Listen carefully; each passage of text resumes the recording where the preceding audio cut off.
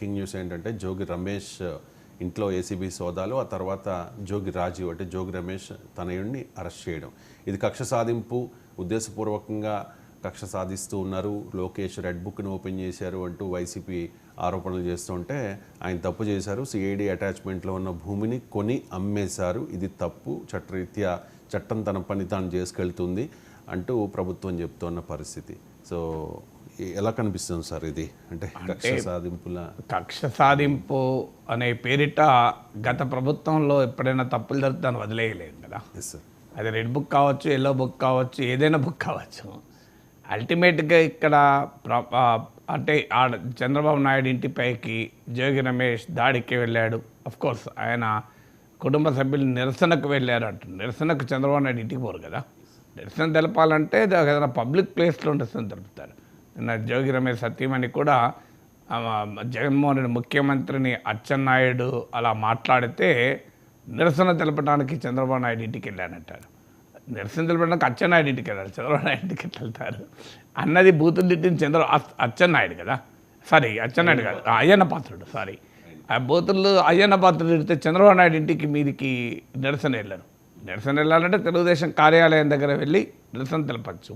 వాస్తవం అయితే పార్టీ కార్యాలయం దగ్గర కూడా వెళ్ళకూడదు. ఒక పబ్లిక్ ప్లేస్లో నువ్వు నిరసన తెలపాలి. కాదంటే పార్టీ కార్యాలయం ముందు నిరసన తెలుపు. చంద్రబాబు నాయుడు ఇంటి మీదకి ఎట్లా వెళ్తారు? నిరసన తెలపడానికి ఒక్కడ వెళ్ళాలి, పెద్ద భారీ ఎత్తున వెళ్తారు. అందువల్ల ఆ రోజు చేసింది ఖచ్చితంగా తప్పే. ఎందుకంటే చంద్రబాబు అయ్యన్న పాత్రుడు చేసిన తప్పైనప్పుడు జోగి రమేష్ చేసింది కూడా తప్పే అవుతుంది కదా. సో అది అయిపోయింది. అది గుర్తుపెట్టుకొని ఇప్పుడు చంద్రబాబు నాయుడు ప్రభుత్వం కక్ష తీసుకుంటుంది అనేది ఆరోపణ. గుర్తుపెట్టుకుంటే పెట్టుకోవచ్చు. మనుషులు అన్నప్పుడు సహజంగానే తనకు అవమానించిన వాళ్ళపైన ఉంటుంది, ఉండదని అనను. సో అసెంబ్లీలో చంద్రబాబు నాయుడును అవమానించిన వల్లంనేని వంశీ, అసెంబ్లీ బయట చంద్రబాబు నాయుడు ఇంటికి పోయిన జోగి రమేష్లు తెలుగుదేశం ప్రభుత్వానికి నాయకత్వానికి ఫస్ట్ టార్గెట్ అయితే కావచ్చు. ఎందుకంటే హ్యూమన్ టెండెన్సీ, ఎవరైనా ఇప్పుడు వ్యక్తిగతంగా నన్ను అవమానిస్తే నేను ఊరుకుంటానా? కానీ అది చట్టం పరిధిలో ఉందా లేదా అన్నదే కీలకం ఇక్కడ. సో ఆర్డర్లో ప్రియారిటీలో తనను పర్సనల్గా టార్గెట్ చేసిన వారిని ప్రియారిటీగా చంద్రబాబు నాయుడు తీసుకుంటే తీసుకోవచ్చు. తీసుకున్నాడని కూడా నేను అంటలేను. తీసుకున్నా కూడా అది చట్టబద్ధమైనప్పుడు మనం తప్పు పట్టలేము. అందువల్ల ఇక్కడ క్వశ్చన్ ఏంది, చంద్రబాబు నాయుడు ఇంటి మీదకి వెళ్ళినందుకే తీసుకున్నారా చర్య? అది కాదు ఇష్యూ. చంద్రబాబు నాయుడు ఇంటి మీదకి వెళ్ళినా వెళ్ళకపోయినా అల్టిమేట్గా క్రైటీరియా ఏంటి?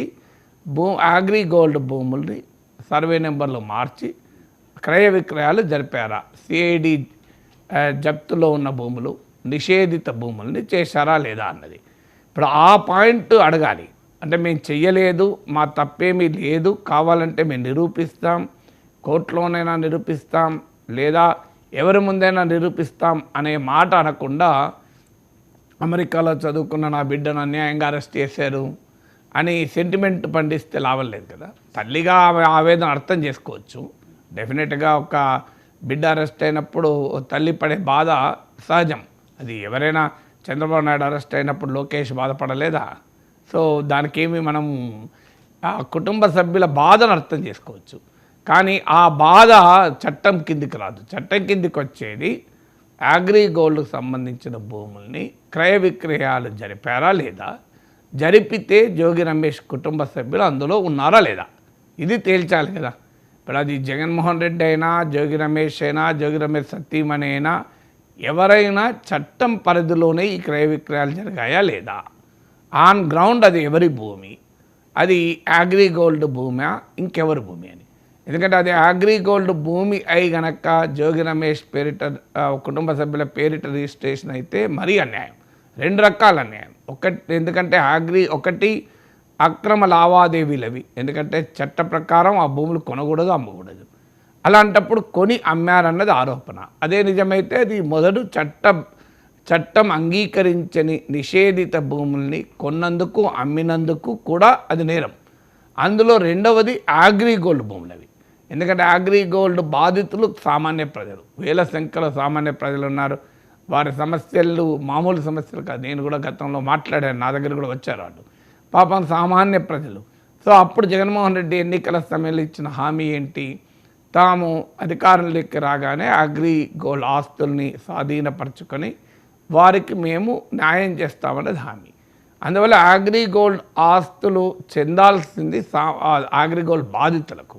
అది రాజకీయ నాయకులు గనక ఆ ఆస్తుల్ని గనక పొందితే అది అంతకన్నా అన్యాయం ఇంకోటి ఉండదు. అందువల్ల 2 రకాల నేరం అవుతుంది. ఒకటి నిషేధిత భూముల క్రయ విక్రయాల్లో ఇన్వాల్వ్ అయినందుకు నేరం అవుతుంది.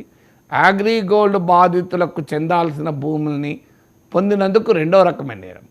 ఇక ఇది కాదు మాకు తెలియదది, అది అగ్రిగోల్డ్ భూమి అని మేము కొన్నాము అంటే అది కూడా నేరమే. తెలిసినా తెలియకుండా రసాయన భూమి కొంటాం, తెలియక కొన్నా కూడా అది నేరమే కదా. అంటే ignorance of law can never be the excuse from లా.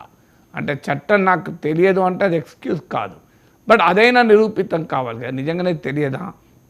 ఎందుకంటే సర్వే నెంబర్ల మార్పిడికి ఒత్తిడి, ఇప్పుడు దానిపైన అధికారులను కూడా ఇవాళ దాంట్లో ఇన్వాల్వ్ అయ్యారు ఇప్పుడు. అందువల్ల జోగి రమేష్ పైన కక్ష సాధింపు, అన్యాయంగా అమెరికాలో ఉద్యోగం చేస్తున్న బిడ్డను అరెస్ట్ చేశారు. ఇలా పొలిటికల్ సెంటిమెంటు, ఫ్యామిలీ సెంటిమెంటు ప్రయోగిస్తే లాభం లేదు.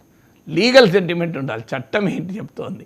చట్టబద్ధమైన అమ్మకాల కొనుగోళ్ళ కాదా, దీనిపైన తేల్చాలి. సవాల్ చేయాల్సింది అక్కడ, కానీ అక్కడెక్కడ సవాల్ చేయడం లేదు. సవాల్ చేసింది కక్ష సాధింపు చేయకూడదు, చంద్రబాబు నాయుడు ఈ రకంగా వ్యవహరించకూడదు, అధికారం ఉందని, మీకే అధికారం శాశ్వతం కాదు. ఈ పొలిటికల్ స్టేట్మెంట్లు వస్తున్నాయి తప్ప అది అగ్రిగోల్డ్ భూమి కాదు. మేము కొన్నది ప్రైవేట్ భూమి, మేము అమ్మింది ప్రైవేట్ భూమి, మా క్రయ విక్రయాలు లావాదేవీలు చట్టబద్ధమే అని ఆర్గ్యూ చేయడం లేదు ఎక్కడా కూడా. అక్కడ నాలాంటి వాడికి అనుమానం వస్తుంది. నాకేమి ఆడ భూమి ఏదో నేను చూడలేదు, ఆడ భూమిపైకి వెళ్ళలేదు, ఆ డాక్యుమెంట్లు కూడా చూడలేదు. కానీ స్టేట్మెంట్లను బట్టి నేను చెప్పగలిగేది ఏంటంటే ద డిఫెన్స్ అనేది వీక్గా కనబడుతుంది. మేము అగ్రిగోల్డ్ భూముల్ని కొనలేదు, అది అగ్రిగోల్డ్ భూములే కాదు, అది ప్రైవేట్ వ్యక్తుల భూములు, ఈ క్రయ విక్రయాలు ఎక్కడా చట్టాన్ని అతిక్రమించలేదు అన్న పాయింట్ కన్నా కూడా ఇది రాజకీయ కక్ష అనే ఒక పొలిటికల్ స్టేట్మెంట్ ముందుకొస్తోంది. లేదంటే ఫ్యామిలీ సెంటిమెంట్, అయ్యో ఆ బిడ్డను అరెస్ట్ చేస్తారా, నా బిడ్డకేం సంబంధం అని.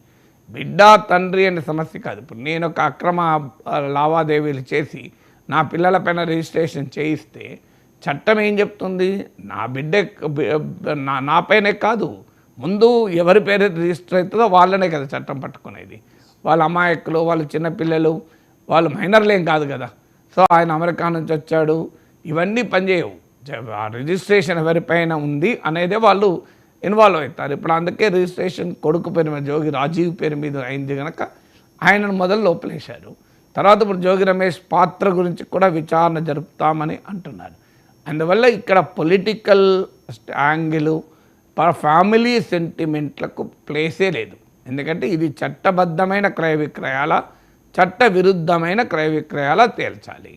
దానిపైననే వైఎస్ఆర్ కాంగ్రెస్ కానీ, జగన్ కానీ, జోగి రమేష్ కానీ క్వశ్చన్ చేస్తే క్రెడిబిలిటీ ఉంటుంది తప్ప మా పైన కక్ష సాధింపైనా అది చట్టబద్ధమైతే అభ్యంతరం చెప్పలేం కదా. సో కక్ష సాధింపు కదా అని చట్టవిరుద్ధమైన కార్యకలాపాలు వదిలేయలేం కదా.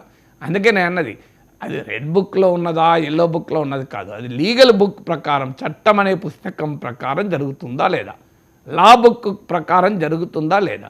జరగలేదు అనుకుందాం, నిజంగానే జోగి రమేష్ జరిపిన భూముల క్రయ విక్రయాల్లో ఎక్కడా చట్ట ఉల్లంఘన లేదు, అది ప్రైవేట్ భూమి అనుకుందాం, అగ్రిగోల్డ్ భూమి కాదు అనుకుందాం. ఇయర్ ఎవ్రీ వే కదా, లీగల్గా రీకోర్స్కి వెళ్ళచ్చు, పొలిటికల్గా వైసీపీ ఛాలెంజ్ చేయొచ్చు. లేండి ఒక లెజిస్లేటివ్ సబ్ కమిటీ వేయండి, మీరు కావాలంటే మీరు ఏదైనా సమాజంలో పెద్దలు రండి, మేము చూపెడతాం ఆ భూములు, డాక్యుమెంట్లు వాళ్ళ ముందు పెడదాం, మీడియా ముందు డాక్యుమెంట్లు పెడదాం, ఇంకో ఎక్కడ ఉంది చెప్పండి, ఇప్పుడు ఈ భూమి మేము తప్పుగా కొన్నామా లేదా, మేము పలానా భూమి పలానా వాళ్ళ దగ్గర పలానా సర్వే నెంబర్ ప్రకారం కొన్నాం, అది అగ్రిగోల్డ్ భూమి కాదు అని చెప్పమని అయిపోతుంది కదా. సో ఆ ఛాలెంజ్ రావడం లేదు, వెరీ వీక్ ఛాలెంజ్ అవుతుంది. ఇక రెండవ అంశం ఏంటంటే ఇక్కడ అధికారం ఉన్న సమయంలో ఎవరికైనా నాయకుని నాయకుని మెప్పించటానికో లేదా నాయకులు చెప్పినట్టు వినే అధికారులు ఇందులో ఇన్వాల్వ్ అయ్యారు, వాళ్ళు ఇబ్బందులు పడుతున్నారు. అందువల్ల రాజకీయ నాయకులకు అడుగులకు మడుగులొత్తి రాజకీయ నాయకుల అక్రమ లావాదేవీలకు సో ప్రత్యక్షంగా పరోక్షంగా ప్రయోజనం పొందుతూనే లేదా ప్రయోజనం పొందకుండా కూడా తప్పులు చేసిన అధికారులు కూడా శిక్షార్హులే. అధికారులు చట్టం ప్రకారం నడవాలి తప్ప నాయకుల ప్రకారం నడవాలి.